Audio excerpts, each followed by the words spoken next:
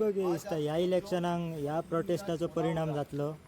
ह्या प्रोटेस्टाचो 100% परिणाम जातलो. तो अजून परिणाम म्हणटा तो अजून कांय दिसून येवंक ना.